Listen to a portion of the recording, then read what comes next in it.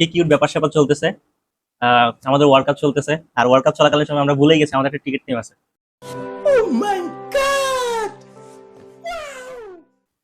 তো যেটারে অনেকে নাম দিয়েছে মায়ের দোয়া টিকিট টিম, আর কিছুদিন আগে চলে গেছে সেটা বাপের দোয়া টিকিট টিম।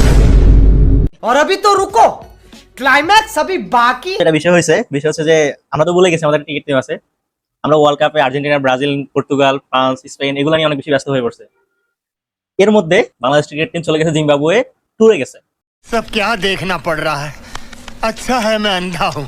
তারা যেটা করতেছে সেটা হচ্ছে যে যত প্রকার আকাম কুকাম যা আছে সবগুলো একসাথে করতেছে। এখন তারা করছে কি আসলে?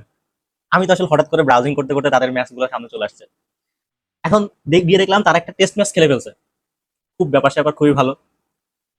ঢুকলাম ভিতরে, গিয়ে দেখলাম যে ওমা, তারা হচ্ছে যে ইনিংস ব্যবধানে হারছে। খুবই ভালো। গতকালকে রাত 2টায় ব্রাজিল কিন্তু হারছে নরওয়ের সাথে। নরওয়ে ফুল পথে পথে করে দিয়েছে ব্রাজিল রে। कौन है ये लोग? कहां से आते हैं ये? এখন ব্রাজিল ফ্যানরা অনেক বেশি কষ্টে আছে, ব্রাজিল হেরে গেছে, নকআউট পর্ব থেকে বাদ হয়ে গেছে। তো বিষয়টা হচ্ছে যে ব্রাজিল ফ্যানরা যখন হচ্ছে ভোরবেলা ঘুমাইছে, আর দেখতে দেখা গেছে দুপুরে উঠছে দুপুরে ঘুম থেকে উঠে দেখতেছে বাংলাদেশের খেলা চলতেছে। তো বাংলাদেশের খেলা এমন পর্যায়ে গেছে, দেখা যাচ্ছে যে 80 রানের মধ্যে জিম্বাবুয়ে 6 উইকেট পড়ে গেছে। তো বাংলাদেশ ফ্যান মনে করছে যে তারা একটু মনে কষ্ট দূর করবে, ব্রাজিল হারছে সেটা একটা দুঃখ মনের মধ্যে আছে, সেটা দূর করবে। কিন্তু একটা ইনিংস গেল, 141 রানে বাংলাদেশ জিম্বাবুয়েকে অল আউট করলো। তার পরবর্তীতে বাংলাদেশ ব্যাটিং এ নামলো। তারপরে কিছুক্ষণ পরে 33 রানে 3 উইকেট। বাংলাদেশ খেলতে খেলতে 33 ওভার 1 বল খেলছে। খেলার পর 116 রান নিছে। কি কিউট ব্যাপার স্যাপার।